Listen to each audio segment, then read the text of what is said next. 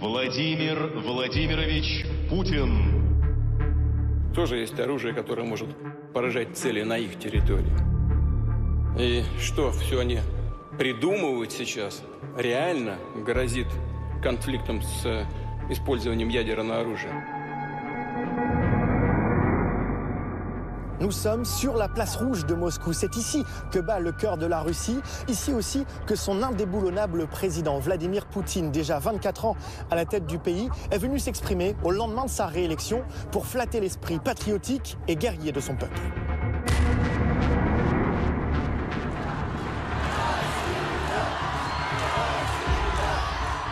Что касается Новороссии, что касается Донбасса, их путь на родину оказался гораздо более тяжелым, трагичным. Но все-таки мы сделали это. Le retour de la Grande Russie, c'est la promesse avec laquelle Vladimir Poutine assoit sa domination sans partage sur son peuple. Et si certains résistent encore, ici ou en exil, beaucoup d'autres adhèrent à cette vision fantasmée d'une Russie menacée par l'Occident, par la France, qu'ils sont prêts à défendre au péril de leur vie. Pendant 10 jours, nous sommes allés à la rencontre de ces Russes qui soutiennent le régime de Poutine, malgré les souffrances causées par la guerre. Voilà, c'est mon fils. Il allait avoir 33 ans. J'étais commandant d'une unité d'assaut. On peut dire que la Troisième Guerre mondiale a commencé. Un voyage dans une Russie verrouillée, quasi interdite aux médias occidentaux. Non, il vous faut une accréditation. Vous ne pouvez pas passer. À cause de ce qu'il a dit. Rien que d'être ici à discuter avec vous, on pourrait me le reprocher. Parce qu'on ne sait jamais, avec vous, les Français, toujours en colère à vouloir faire la révolution. Voici nos filets de camouflage pour les soldats. Et elles, ce sont nos couturières bénévoles. Et est-ce qu'il y a des gens qui ne soutiennent pas l'opération spéciale? Ça n'existe pas. Comment les Russes ont-ils appris à vivre avec les sanctions? Même si officiellement de nombreuses marques ont quitté la Russie, il nous reste leurs usines. Allez-y, goûtez. Quel horizon pour cette jeunesse qui n'a connu qu'un seul président.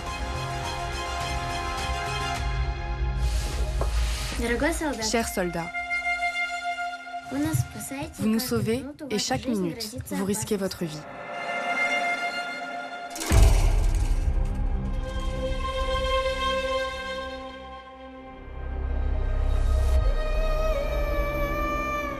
Peu à peu, Moscou s'extirpe de son manteau blanc d'hiver.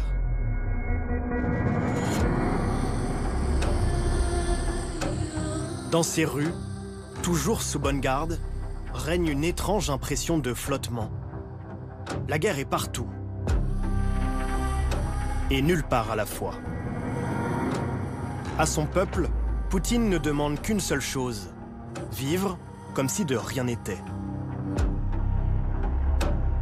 Surtout, ne pas poser de questions sur les 75 000 soldats qui seraient déjà tombés en Ukraine. Ne pas s'inquiéter non plus de la traque des opposants politiques. Ne pas se préoccuper enfin de l'isolement du pays, cerné par les sanctions occidentales.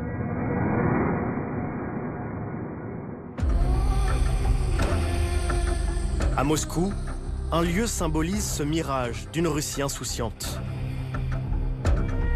Le prestigieux quartier d'affaires Moskva City, dont les gratte-ciel ultramodernes tranchent avec l'austérité des immeubles soviétiques. Bon là clairement on entre dans un autre monde, on n'a plus l'impression d'être en Russie. C'est costard cravate, tailleur et grosse berline européenne. On a plutôt l'impression d'être à la Défense à Paris ou à Londres. Pourtant, depuis le début de la guerre, l'Europe et les États-Unis ont mis en place toute une batterie de sanctions pour affaiblir l'économie russe, et en particulier le secteur de la finance. On va essayer de comprendre si elles sont vraiment efficaces. Nous avons rendez-vous avec Alexei Antonov. Il est trader dans l'une de ses tours. Alexei, Bonjour. Jérémy, enchanté. Comment allez-vous? Super bien. En France, on connaît peu ce quartier, cette city de Moscou. Oui, c'est que le début. Il y a 15 ans, il n'y avait rien ici. Et tour après tour, ce quartier est né. Et maintenant, c'est le quartier des affaires. Comment c'est possible que toutes ces tours soient sorties de terre si rapidement? C'est grâce à l'argent. La Russie est une place financière très importante. D'accord, donc la Russie est un pays capitaliste comme les autres. Oui, pourquoi elle ne le serait pas? Ne vous fiez pas à son look de hipster européen. Alexei est un fervent défenseur du régime de Poutine. Vous, les Occidentaux, vous avez une vision biaisée et pervertie de la Russie. Vous nous voyez encore à l'époque soviétique avec tous ces immeubles effrayants, des tanks dans les rues. Ça n'a plus rien à voir avec ça. C'est possible de nous faire visiter la tour dans laquelle vous travaillez? C'est impossible? Donc c'est interdit pour nous, en tant que journalistes français, de monter avec vous? Oui, en quelque sorte. Non, pas vraiment interdit, mais mes associés n'aiment pas les Français à cause de Macron, à cause de ce qu'ils ont entendu à la télé. Le président français Emmanuel Macron évoque toutes les possibilités, y compris celle d'envoyer des soldats en Ukraine. Vous savez pourquoi Macron serre la main de Zelensky? C'est parce que Poutine n'a pas voulu le prendre au téléphone. À cause de ce qu'il a dit. Rien que d'être ici à discuter avec vous, on pourrait me le reprocher. Parce qu'on ne sait jamais avec vous, les Français, toujours en colère à vouloir faire la révolution. Mais j'ai une autre tour pour vous. Direction la tour Oko. 354 mètres de hauteur.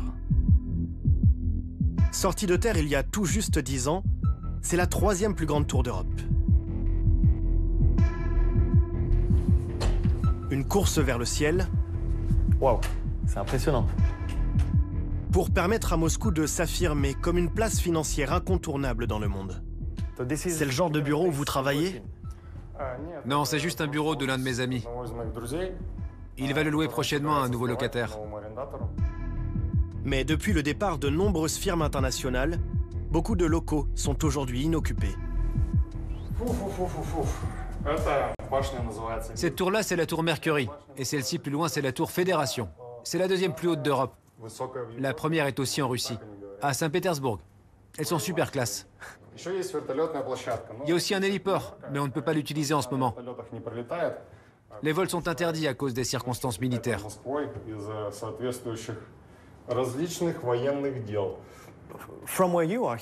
Oui, c'est vrai que d'ici, la guerre semble assez lointaine. Et pourtant, il y a quelques mois, des drones kamikazes se sont abattus dans ces tours. Oui, c'est vrai. Donc la guerre se rapproche. Heureusement, il n'y a pas eu de blessés. Le 30 juillet 2023, au milieu de la nuit. Plusieurs drones s'abattent sur des immeubles de ce quartier d'affaires de Moscou. Les attaques sont aussitôt attribuées à l'Ukraine par le Kremlin. Ça vous a rappelé que la guerre n'est pas si loin? Oui, on n'oublie jamais la présence du conflit. Parce qu'on lit les journaux, les gens en parlent beaucoup. Chacun de nous connaît quelqu'un qui est au front en ce moment. On n'y peut rien et on doit les soutenir. Justement, l'armée a besoin de toujours plus d'hommes pour aller se battre en Ukraine. Est-ce que vous craignez que ce soit un jour votre tour? Pas vraiment. En Russie, il n'y a pas de mobilisation obligatoire des soldats, comme c'est le cas en Ukraine. Les gars qui y vont sont volontaires. Si la situation reste comme ça, ça ira. Mais si les choses changent radicalement et que, par exemple, votre président décide d'envoyer ses gars en Ukraine, là, à ce moment-là, peut-être qu'ils auront besoin de moi là-bas. Pourtant, quelques mois après l'échec de sa conquête éclair de l'Ukraine en 2022, Vladimir Poutine a dû mobiliser à la hâte 300 000 hommes. Un vent de panique a alors traversé la Russie. En quelques jours, au moins 700 000 Russes ont fui leur pays pour éviter d'être enrôlés de force. Dans les milieux d'affaires aussi, la guerre a chamboulé le paysage. De nombreuses banques et multinationales ont quitté le pays. Rien qu'en France, le groupe automobile Renault, très implanté en Russie, suivi par la Société Générale, le géant agroalimentaire Danone et les leaders français du luxe LVMH, Kering et Hermès. Alexei a alors vu de nouveaux propriétaires prendre leur place. Dans certains cas, les entreprises ont été revendues à des Russes, qui continuent donc la même activité, mais en leur nom. Il y a aussi beaucoup plus de Chinois et d'Indiens. Ils s'installent dans les bureaux laissés vacants. Avec le renforcement des sanctions occidentales, la donne a changé pour lui aussi. Désormais, j'investis surtout en Chine. Ils ont plein de très bonnes entreprises là-bas. Ça, c'est l'un de mes placements boursiers préférés. C'est une entreprise pétrolière très importante en Chine. Elle fournit l'armée chinoise, l'armée de la République populaire de Chine. C'est une super entreprise. Ils versent de très bons dividendes. Vous ne devez même pas connaître ce mot en Europe, à cause de vos crises économiques. Bien sûr qu'on le connaît. On vient justement d'apprendre que les entreprises du CAC 40 ont versé des dividendes records à leurs actionnaires en 2023. Et pour quel montant ? En Chine, les dividendes sont très élevés, vous savez, 15%. Et ça, c'est beaucoup.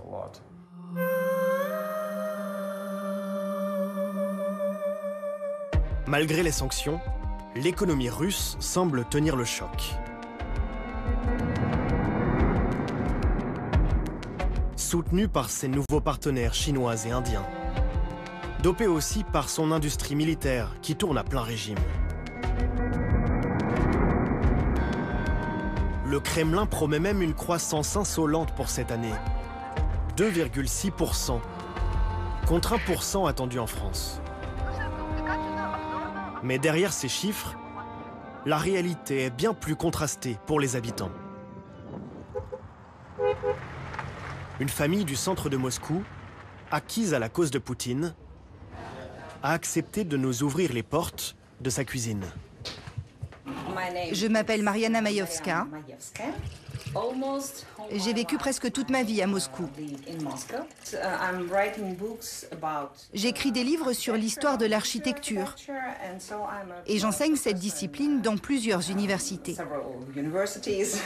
Je vois que vous avez beaucoup de magnettes sur votre frigo. On voit ici par exemple la Tour Eiffel. Vous avez voyagé en Europe, en France ? Oui, on a beaucoup voyagé dans une autre vie. On avait la chance de pouvoir voyager car mon mari a travaillé pour plusieurs multinationales.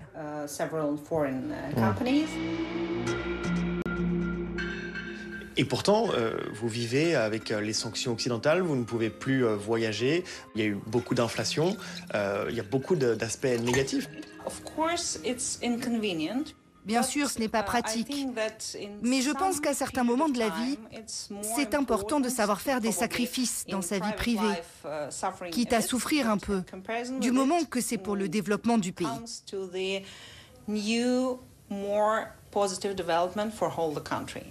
Là, on est dans votre cuisine.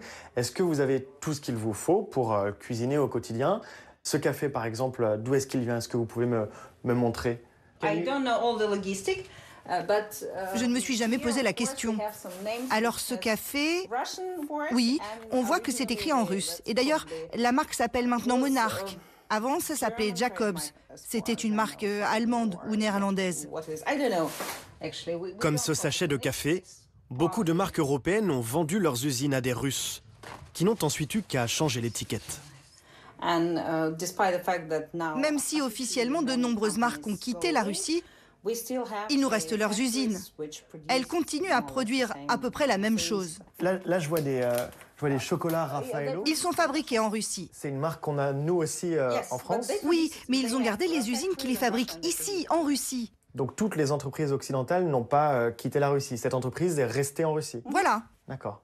Les entreprises locales ont également appris à copier certains produits que la Russie ne peut plus importer. Donc ça, c'est du camembert fabriqué en Russie. Oui, mais ce n'est pas du vrai camembert français. Mais c'est quand même très bon. C'est-à-dire que les entreprises russes ont appris à fabriquer du camembert?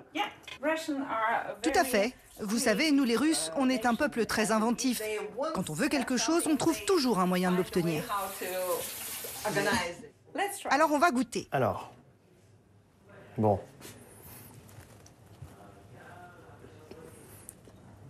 Ça ressemble beaucoup. Ok. Non, c'est vrai, ça ressemble. Si c'était pas bon, on n'en aurait pas dans notre frigo.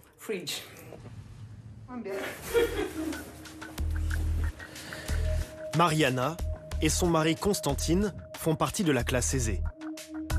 Ils acceptent d'autant plus les contraintes du quotidien qu'ils sont persuadés que la guerre était inévitable. Leur président le répète en boucle à la télévision, la Russie n'avait pas d'autre choix. Элиты Запада не скрывают свои цели. Нанести России, как они говорят, это прямая речь, стратегическое поражение России. Что это значит? Для нас что это такое? Это значит покончить с нами раз и навсегда. La Russie serait menacée de mort par l'Occident. Une rhétorique aux accents de guerre froide, pour faire accepter les conséquences du conflit au peuple russe. Et convaincre toujours plus d'hommes de s'engager sous les drapeaux.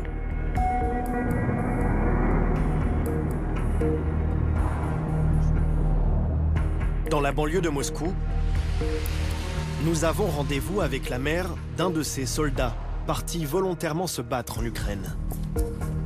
Oksana Pestereva consacre tout son temps libre à l'effort de guerre. Qu'est-ce que vous mettez dans la voiture? Qu'est-ce que vous faites? On rassemble de l'aide humanitaire pour nos soldats au front. Il y a des filets de camouflage pour les tranchées, du matériel électrique, des batteries externes pour aménager les abris souterrains.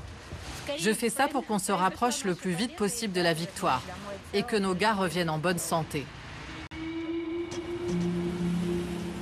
Son fils, lui, ne reviendra pas. Il a été tué dans les combats, un mois après s'être engagé. C'était le 12 mars. Ça fait 2 ans qu'il est parti. Voilà, c'est mon fils. C'est votre fils? J'ai fait cette vidéo en hommage à sa mémoire. Après sa mort, Oksana a reçu 50 000 € d'indemnité du gouvernement. Elle a fait don de la moitié de la somme à l'association qui distribue ses équipements aux soldats russes sur le front. Avec le reste, elle s'est acheté cette voiture de marque chinoise, sur laquelle elle affiche fièrement son soutien à l'opération militaire spéciale. Venu l'aider aujourd'hui, son ami Boris a lui aussi combattu en Ukraine, avant d'être blessé. En fait, c'est ma deuxième blessure. La première a eu lieu en juin. Au bout de 3 mois, j'ai pu retourner sur la ligne de front. J'étais en première ligne. Là-bas, tout est très difficile. La guerre, c'est comme le film Terminator. J'étais commandant d'une unité d'assaut. J'étais sniper, lanceur de roquettes, de grenades, et je sais aussi soigner les blessés. Mais à peine 2 mois plus tard, j'ai de nouveau été blessé, au bras cette fois. C'est un fragment d'une mine explosive qui m'a blessé. Et celle-ci est beaucoup plus sérieuse. S'il tenait à retourner se battre, ce n'est pas seulement par patriotisme. Sur le front, Boris s'acquittait d'une lourde dette auprès de la justice de son pays. En 2017, il a été condamné à 12 ans de prison pour trafic de drogue. 6 ans plus tard, il faisait partie de ces détenus à qui la milice Wagner est venue proposer un pacte.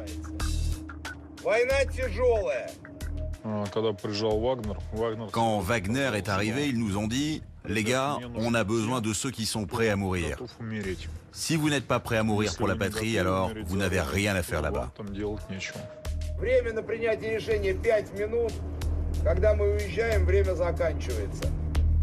En échange de leur sacrifice, les prisonniers sont amnistiés après 6 mois sur le front. Je me suis donc porté volontaire, je ne pouvais pas laisser passer cette occasion. J'avais déjà beaucoup d'amis qui avaient été mobilisés. En plus, on m'a promis le même salaire que les soldats de l'armée régulière. L'équivalent de 2 000 € par mois, c'est 4 fois plus que le salaire moyen en Russie. Depuis, Boris s'est aussi trouvé sa propre justification à cette guerre. On se bat pour l'ordre moral. Nous, on est contre la destruction des valeurs familiales, contre la décadence, contre le mariage homosexuel. On ne veut pas de tout ça en Russie. On veut préserver les valeurs traditionnelles.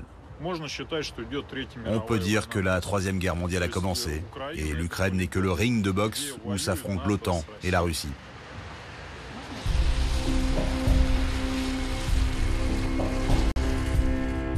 Un scénario de film catastrophe, dans lequel Vladimir Poutine endosse une fois encore le rôle du héros. Pour moi, c'est le meilleur leader. Sans Vladimir Poutine, la Russie n'existerait plus depuis longtemps. Et je ne le considère pas responsable de la mort de mon fils ou de la blessure de Boris. Oksana veut nous prouver qu'elle est loin d'être la seule à partager cet avis. Nous la suivons, direction le village de Zvenigorod, à 70 km à l'ouest de Moscou. Regardez ces beaux paysages. Ici, on dit que Zvenigorod, c'est la Suisse de Russie. Dans ce village, de nombreux hommes ont été mobilisés sur le front ukrainien. Bonjour, Dobry dzień. Jérémy. Victoria. Alors les civils restés ici se sont organisés pour les soutenir. C'est votre camion? Oui, c'est notre camionnette. Et pourquoi il y a le logo Wagner sur le camion? Parce que ce sont nos troupes, ils se battent pour la Russie. Nous soutenons les soldats Wagner et nous avançons. Allons-y, je vais vous montrer notre entrepôt. C'est notre quartier général. Victoria en est la responsable. Elle a grandi dans le Donbass ukrainien. Cela fait 30 ans qu'elle a choisi de venir vivre en Russie. Regardez ce petit coin à l'entrée, ça va vous intéresser.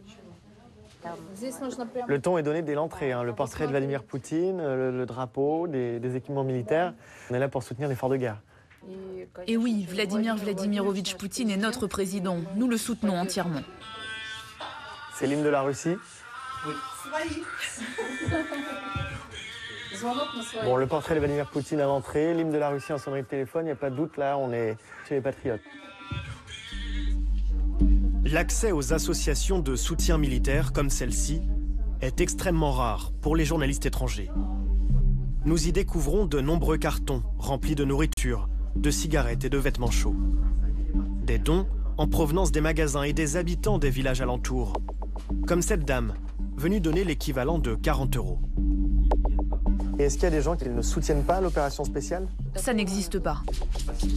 Au milieu du local, un étonnant atelier de tissage a même été improvisé. Très fier.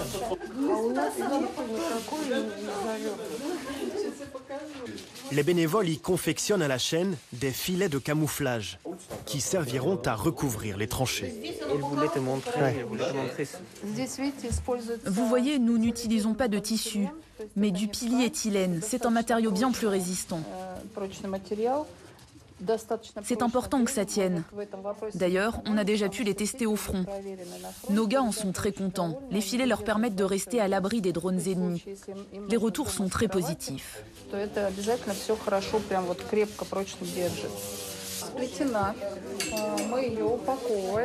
Quand le filet est prêt, nous l'emballons de cette manière, avec des bandes adhésives. On écrit le nom du soldat, on y ajoute des lettres et des petites peluches. Regardez celle-ci, son surnom c'est Trump. Donald Trump? Oui, Donald Trump. C'est plutôt un ami ou un ennemi, Donald Trump? Oui, on verra si c'est notre ami. Là, je ne peux pas vous répondre, c'est de la politique. Depuis notre arrivée, un homme qui se présente comme simple bénévole suit attentivement le déroulé de l'interview et n'hésite pas à souffler les réponses à Victoria. Qui est-il exactement? Nous ne le saurons pas. Ah voilà, on me rappelle de vous parler des lettres d'enfants. C'est important pour soutenir le moral de nos soldats. Ils ont les larmes aux yeux quand ils voient les lettres. L'homme a aussi emmené sa fille, Dasha, 10 ans, pour bien nous montrer qu'ici, toutes les générations prennent leur part à l'effort de guerre. Dasha, dis-nous ce que tu as écrit et à qui. J'écris une lettre aux soldats. Plus fort. J'écris une lettre aux soldats. Qu'est-ce que tu écris dedans? De quoi s'agit-il? Qu'ils sont forts, courageux et intrépides. Tu leur souhaites quelque chose? Oui, de la victoire. Tu écris de ta part? Oui. Tu penses vraiment ce que tu écris, n'est-ce pas? Oui. Nous sommes autorisés à lui poser quelques questions. Malgré la surveillance de son père, ses réponses sont alors plus nuancées. Avec tes mots à toi, est-ce que tu peux m'expliquer ce que c'est que l'opération militaire spéciale? Chacun défend sa patrie là-bas. Est-ce que toi, ça te fait peur, la guerre? Oui. Des gens meurent là-bas. Ça fait peur. Chers soldats, vous nous sauvez et chaque minute, vous risquez votre vie. La guerre, Dasha en parle aussi à l'école désormais. Chaque lundi matin, depuis 1 an et demi, elle et ses camarades assistent à la levée du drapeau dans la cour, chantent l'hymne national et suivent ensuite une leçon spéciale consacrée aux valeurs patriotiques.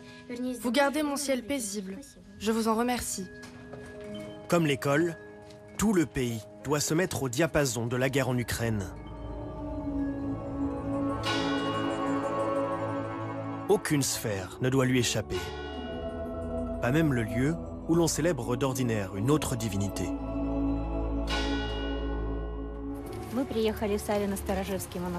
Nous arrivons au monastère de Savino-Storozhevski. Il est très connu dans la région.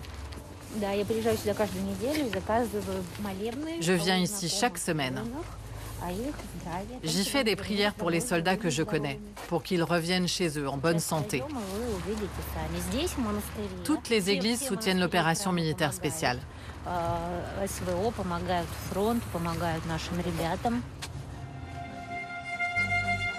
En Russie, la proximité de l'Église avec le pouvoir politique est loin d'être tabou. Vladimir Poutine s'affiche régulièrement aux côtés du patriarche Kirill,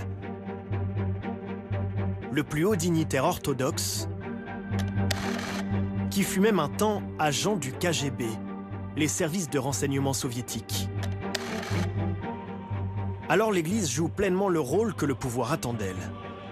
Je voudrais vous souhaiter à tous de la force, du courage et de la sagesse. Ces qualités sont très importantes dans l'exécution de vos devoirs militaires. Et gare à ceux qui dévient de la ligne. En janvier dernier, un prêtre a été excommunié pour avoir refusé de bénir la guerre. Cette vision d'un peuple en mission, uni derrière l'Église et son président, Vladimir Poutine la martèle inlassablement. Jusque dans les travées de l'immense parc des expositions, Vedenra. Comme ils sont beaux, élégants et souriants. Merci. Autrefois consacré aux grandes réalisations de l'Union soviétique, il accueille désormais une gigantesque exposition à la gloire de la Fédération de Russie. Cette exposition au cœur de Moscou, c'est en quelque sorte le bilan grandeur nature de Vladimir Poutine après un quart de siècle au pouvoir. Il aurait rendu sa fierté au peuple russe, flatté le patriotisme de toutes les populations et projeté son pays dans le XXIe siècle, un pays prospère où la guerre est très absente, bref, une Russie fantasmée, bien loin de la réalité. Même si aucun stand ne l'évoque frontalement, l'ombre de la guerre n'est jamais loin. Cette guide fait découvrir les atouts du pays à des soldats blessés et amputés au combat. Vous voyez cet objet? Vous savez ce que c'est? L'appareil Ilyasarov. Exactement. C'est dans la région de Kourgan qu'a vécu monsieur Ilyasarov, le célèbre orthopédiste qui a donné le nom à cet appareil. Ici, elle les entraîne sur un stand futuriste qui permet de se transporter dans une région mythique de la Russie. Avancez, avancez s'il vous plaît. Entrez dans le sas de téléportation pour le Kamtchatka. La patrie russe se veut reconnaissante envers ses courageux guerriers. Ce combattant, originaire de la région autonome de Yamalo-Nenetsi, en Sibérie, va bénéficier d'une visite sur mesure. On l'a emmené ici, dans le stand de sa région d'origine. Là, ils viennent de l'habiller en costume traditionnel. Nous le prenons en photo devant cette installation qui représente du gaz naturel.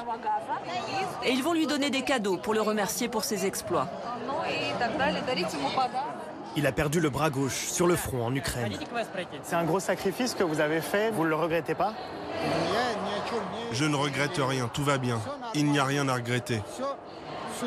Vous n'auriez pas peur de retourner au front? Absolument pas, non. Les visiteurs découvrent les différentes régions de leur immense pays, 26 fois la taille de la France, y compris les territoires tout juste annexés à l'Ukraine. La région minière de Donetsk, située dans le Donbass, est désormais sous contrôle russe. La voilà mise à l'honneur avec une animation. Voilà pour vous, c'est un cadeau. C'est un bon anti-stress, ça. Comme si de rien n'était. C'est un jeu pour devenir des mineurs du Donbass? Oui, vous pouvez devenir un mineur et avoir votre propre charbon du Donbass. C'est quoi? C'est pas du vrai charbon, c'est juste un jouet anti-stress. Vous avez grandi à Donetsk et vous habitez maintenant en Russie? Oui, j'ai grandi à Donetsk et j'ai vécu en Russie. J'ai étudié ici, à Moscou, et dès que l'opération a commencé, je suis retournée chez moi pour aider les gens sur place. Cette employée de l'exposition n'est pas ici par hasard. Elle est la fille de l'un des principaux industriels de la région. Mon père est installé là-bas, il a une usine de béton. Et tout ce qui est en train de se reconstruire à Mariupol et dans les autres villes, c'est son entreprise qui s'en occupe. Il participe à ça. Attirer les touristes russes vers ces nouvelles régions. Et pourquoi pas convaincre d'autres curieux, bien plus éloignés ceux-là, de passer à l'Est.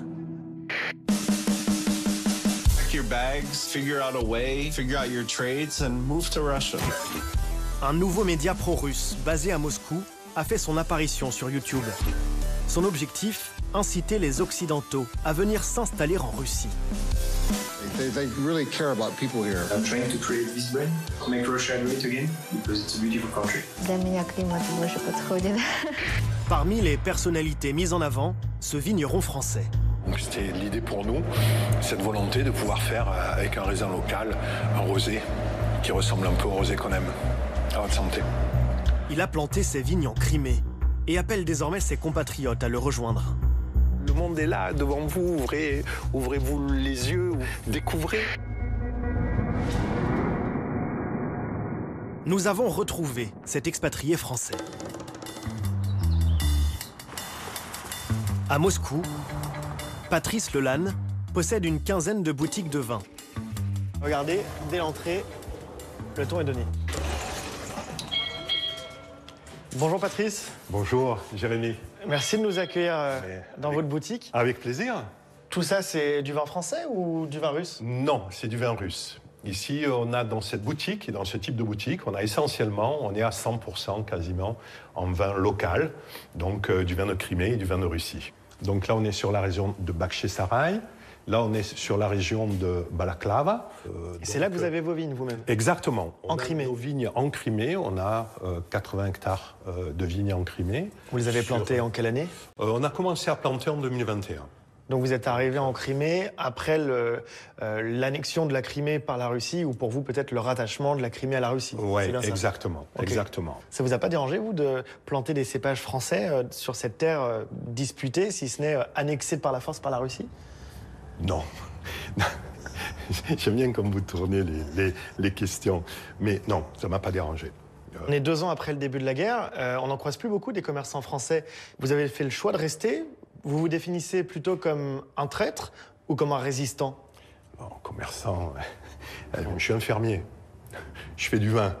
J'ai des terres, il faut les cultiver, il faut faire des produits. Donc, il n'y a pas de considération d'être l'un ou l'autre. Est-ce qu'on peut encore faire du vin, du business, sans se soucier de politique et de la guerre qui est quand même tout près ici?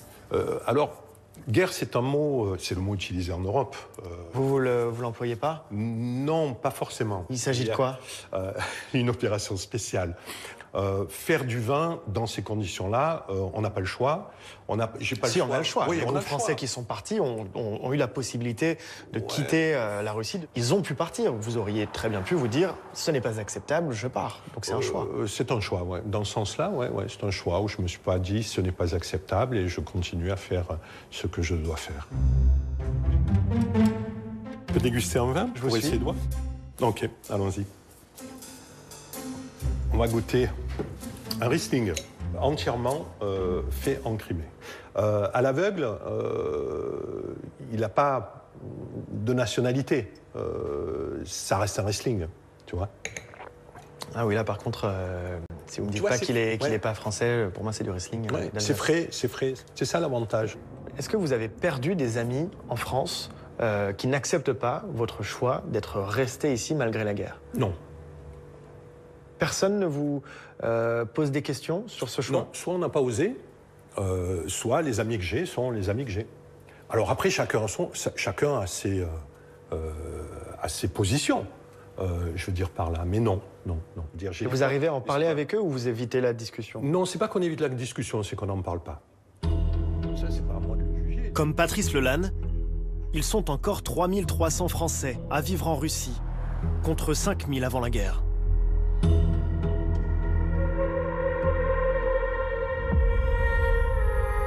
Alors que s'approche la fin de notre voyage, dans cette Russie acquise à Poutine, une question demeure. Quelle est la liberté de parole de ces citoyens russes qui nous ont ouvert leurs portes? Si aucun d'entre eux ne nous a été présenté par les autorités, le doute persiste. Tant la répression qui s'abat sur les opposants s'est durcie depuis 2022. Le plus célèbre d'entre eux, Alexeï Navalny, l'a payé de sa vie le 16 février dernier.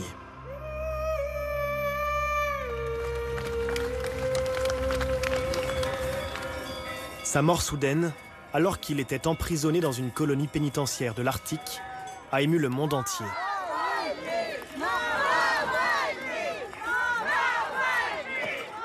En Russie, des milliers de personnes ont osé défier le Kremlin en se rendant aux obsèques de l'avocat devenu l'icône de la résistance à Vladimir Poutine.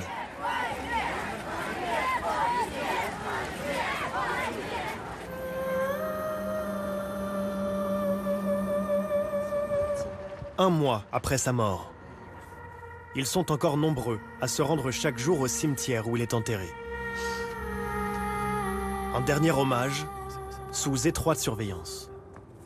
Bon, évidemment, ce lieu de rassemblement, c'est une épine dans le pied du Kremlin qui, du coup, surveille tous ceux qui viennent se recueillir ici. Il y a des caméras tout autour de la tombe d'Alexeï Navalny. Et nous aussi, journalistes, on a l'interdiction d'entrer avec la caméra. Par contre, on a le droit de filmer l'intérieur avec notre téléphone.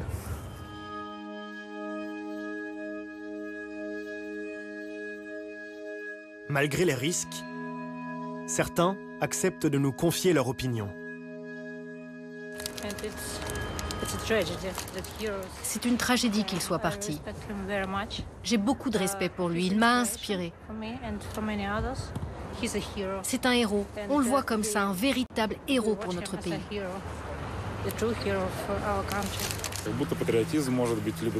Aujourd'hui, si tu n'es pas d'accord avec Poutine, alors tu n'es pas patriote. Mais en réalité, ça ne marche pas comme ça. Prenez, Alexeï Navalny, pour moi, c'est un vrai patriote. Cela ne fait aucun doute. Si lui n'est pas un patriote, alors qui peut dire qu'il l'est? On voit bien qu'on n'est pas seul. On est nombreux. Regardez sa tombe, toutes ces fleurs. On était comme assoupis, on avait peur de nous exprimer. Mais après ça, on ne peut plus rester silencieux. On va devoir se faire entendre.